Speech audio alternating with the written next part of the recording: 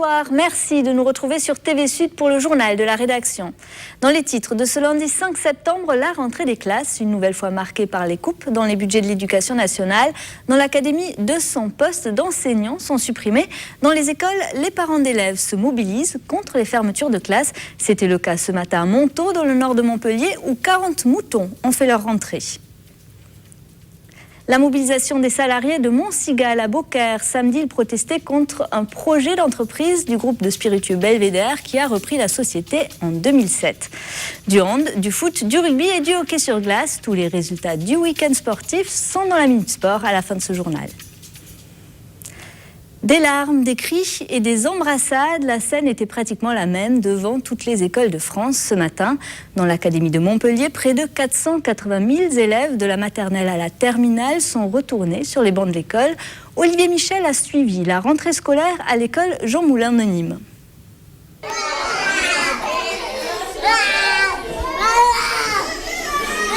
Couper le cordon lorsque l'on rentre pour la première fois à l'école n'est pas de toute évidence. Ce matin à la maternelle Jean Moulin, ils étaient 22 à intégrer la petite section avec plus ou moins de réticence. Tu es content de rentrer à l'école? Non. Pourquoi? Parce que j'ai un autre. Un autre quoi? Un autre école. Et pourquoi? Tu veux changer d'école? Non. Côté direction, tout est fait pour anticiper et amoindrir le choc de la rentrée. Eh bien, nous avons reçu lors de l'inscription les parents et je les ai ensuite invités à une visite de l'école avec leurs enfants pour qu'ils puissent s'approprier les locaux, qu'ils aient déjà vu une première fois la classe, la cour, l'école dans son ensemble. Pour eux, c'est très dur. Je pense qu'il y en a beaucoup qui sont jamais allés à la crèche et c'est la première fois qu'ils quittent leur maman. Donc c'est difficile. Moment crucial de la matinée, le départ des parents et une séparation vécue comme une véritable déchirure. Et là, vous êtes en train de partir, là? Là, je vais partir, là. Là, vous êtes encore là. Vous avez du mal à partir? Moi, j'ai mal à partir, ouais. Si les enfants pleurent, les parents ne restent pas insensibles. Ainsi va et ira toujours la rentrée des classes. C'est la 5e fois. C'est toujours aussi dur? Toujours aussi dur, ouais. De les voir comme ça, malheureux. Mais non, tu retournes là-bas? Mais non. Je vous le disais en titre, cette rentrée scolaire a été une nouvelle fois marquée par les restrictions budgétaires qui imposent cette année la suppression de plus de 200 postes d'enseignants dans l'académie. Mais dans certains établissements, on refuse les fermetures de classes. C'est le cas à Montaut, dans le nord de Montpellier, où les parents ont fait entrer des moutons dans la cour de l'école ce matin. Regardez. Drôle de rentrée ce matin pour les 111 enfants de l'école de Montaut. Vers 8h30, les parents d'élèves ont fait entrer des moutons dans l'enceinte de l'établissement. Une façon de se projeter dans ce que pourrait être cette année scolaire. Ils protestent ainsi contre la suppression d'une classe alors que l'école enregistre cette année 8 élèves supplémentaires. Où on a des petites maternelles avec des grandes de CM1, CM2 cette année, où on va atteindre des niveaux triples. Et un enseignement à 28 élèves en moyenne, avec des niveaux triples, c'est très difficile à gérer. Résultat, dans l'une de ces classes, des élèves de CM1 côtoient depuis ce matin des enfants de 4 ans en moyenne section de maternelle. Comme dans de nombreuses écoles à Montaut, les parents d'élèves espèrent une nouvelle étude de leur situation. Nous allons être amenés à vérifier les effectifs et à les comparer à ce que nous avions prévu. Et nous prendrons des décisions, pour certaines sans doute d'ouverture provisoire dans certains cas, peut-être parfois de fermeture, c'est possible. Et puis dans d'autres cas, nous ne prendrons pas ces décisions, mais nous le ferons à partir d'une analyse qui n'est pas une analyse mathématique, mais qui est une analyse un peu d'équité et qui tient compte du contexte. Une fois les moutons parqués dans un enclos, les enfants ont enfin pu effectuer leur rentrée normalement vers 9h. Mais les parents d'élèves ne comptent pas en rester là. D'autres actions sont prévues dans le courant de la semaine. Et la mobilisation s'organise dans plusieurs communes, notamment au Cress, où les parents d'élèves ont bloqué aujourd'hui l'école Frédéric Mistral. Ils dénoncent des classes surchargées et occuperont à nouveau l'école demain. En visite dans les établissements scolaires de l'Hérault demain matin, Luc Châtel, le ministre de l'Éducation nationale, se rend à Béziers pour faire le point sur le dispositif Éclair, comprenez école, collège et lycée pour l'ambition, l'innovation et la réussite. Il s'agit de donner plus d'autonomie aux établissements en matière de pédagogie, aussi de gestion des ressources humaines. À Nîmes, c'était une rentrée un peu particulière pour les enfants des 10 familles tchétchènes qui campent devant la préfecture depuis maintenant une semaine. Ce matin, des membres du réseau Éducation sans frontières veillaient à ce que tous ces élèves puissent bien être scolarisés, comme l'explique ce bénévole.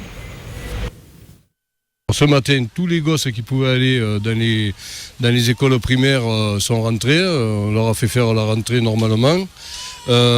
Pour les collèges, c'est un peu plus tard. Et puis pour les lycées, il y en a une jeune fille qui a fait son entrée au lycée aussi ce matin. Ça change quelque chose dans leur situation, cette scolarisation des enfants ? Ben oui, ça change surtout qu'ils sortent un peu du campement, là, que c'est quand même une vie un peu plus normale à l'école que de vivre dans ces conditions inhumaines dont l'État et la préfecture leur fait subir. Les sans-papiers tchétchènes qui restent ce soir encore installés devant la préfecture du Gard.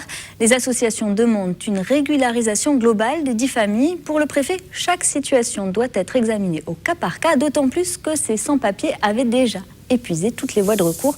On écoute tout de suite le préfet au micro d'Olivier Michel. Aujourd'hui, qui campe devant la préfecture. Et par conséquent, je suis dans l'impossibilité d'examiner leur situation.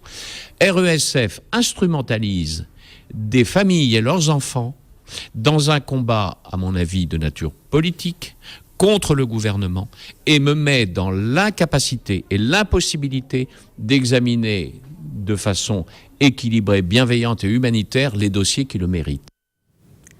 La mobilisation des salariés de Montcigal à Beaucaire, dans le Gard. Samedi, ils étaient une 60aine à protester contre le projet d'entreprise de Belvédère. Le groupe de spiritueux qui a repris la société en 2007 transfère pourtant son siège social de Beaune en Côte d'Or, dans le Gard. Mais pour les manifestants, la partie industrielle notamment est délaissée. Plus d'explications avec Olivier Michel. Endettée en 2008 de près de 600 millions d'euros, la société Belvédère, fabricante de vodka en Pologne, avait bénéficié d'une procédure de sauvegarde déclenchée par le tribunal administratif de Dijon. Une procédure que ce tribunal a ensuite annulée. En juin dernier, via le tribunal administratif de Nîmes, c'est sa filiale beaucairoise Montcigal qui a bénéficié de cette procédure de sauvegarde étendue un mois plus tard à la maison mère. Les employés beaucairois, qui ne veulent pas supporter cette dette, dénoncent une confusion de patrimoine entretenue par le déménagement du siège social de Beaune à Beaucaire, entériné ce samedi. Donc nous maintenant, on se pose des questions pourquoi le tribunal de Nîmes a étendu cette procédure de sauvegarde. Alors on sait très bien que l'Assemblée Générale qui a lieu là maintenant, c'est ni plus ni moins pour essayer de dire au tribunal de commerce de Nîmes, le siège social on met à Montcigal pour dire qu'il y a confusion de patrimoine, en sachant très bien que Belvédère c'est une maison grand-mère. Notre maison mère c'est directement Marie Brizard. Si la procédure de sauvegarde permet un échelonnement de la dette, elle détériore d'autre part l'image de l'entreprise ainsi que le climat de confiance instauré avec les clients. Alors ce que ça a provoqué, c'est une perte de crédibilité de l'entreprise par rapport à tous nos fournisseurs. Tous nos fournisseurs donc se sont retrouvés avec des créances assez importantes puisque les caves, en particulier les caves, les verriers par exemple, ont vu leurs factures qui n'étaient pas payées et donc ont demandé pour pouvoir continuer à nous approvisionner qu'on les paye cash. Premier verdict le 13 septembre prochain où le tribunal de commerce de Nîmes prolongera ou pas la procédure de sauvegarde de la société Montcigal. Un mois plus tard, c'est l'extension à la société Belvédère qui sera réexaminée, le procureur ayant fait appel de cette décision. Les socialistes montpelliérains en ordre de bataille pour les primaires. Ce matin, lors d'une conférence de presse, Robert Navarro a assuré que la majorité des élus socialistes et apparentés du Conseil régional soutenaient François Hollande. Aux côtés du premier vice-président de région exclu du Parti socialiste, Patrick Vignal, Jacques Martin ou encore Christian Bouillet.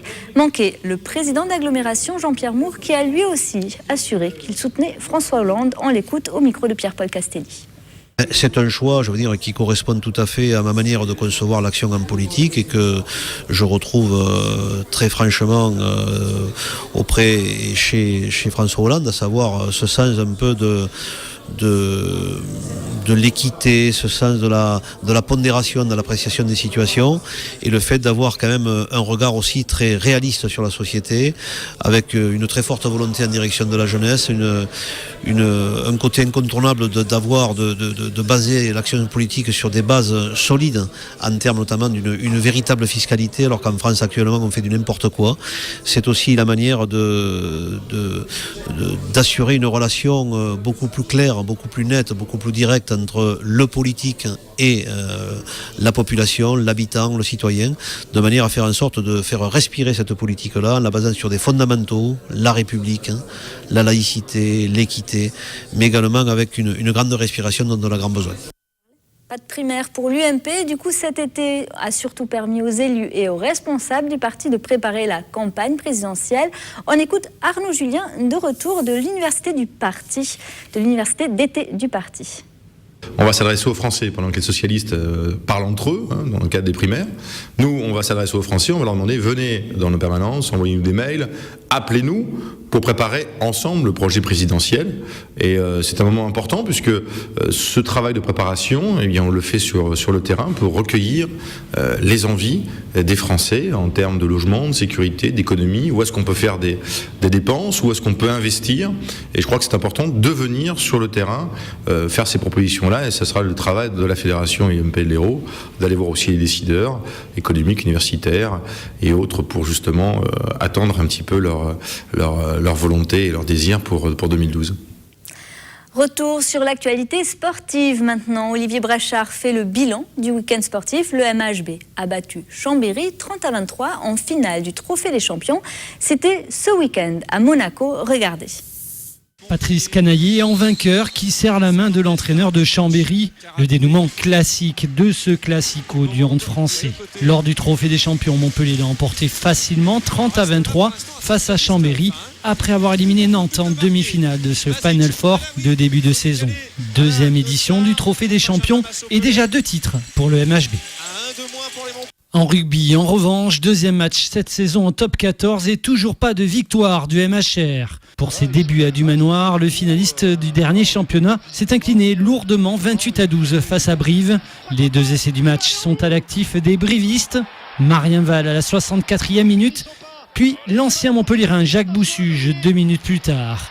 À noter les 2 expulsions temporaires montpelliéraines de Fakaté et Bost. En national, les Crocos de Nîmes ont repris des couleurs. Belle victoire, 3-0 face à Besançon. Les buts, Bénézé, Poulain de la tête et enfin Koné suite à un exploit individuel. Nîmes n'avait plus gagné à domicile depuis le 18 mars dernier. Les Crocos occupent désormais la 11e place du classement de national. Et on finit cette page sport par cette rencontre de gala en hockey sur glace. Une première à l'Arena et un spectacle plutôt sympa entre une sélection de Suède et les Vipers de Montpellier. Victoire des Suédois 7-6. Les Vipers de Montpellier débutent leur championnat le week-end prochain face aux Lynx de Valence.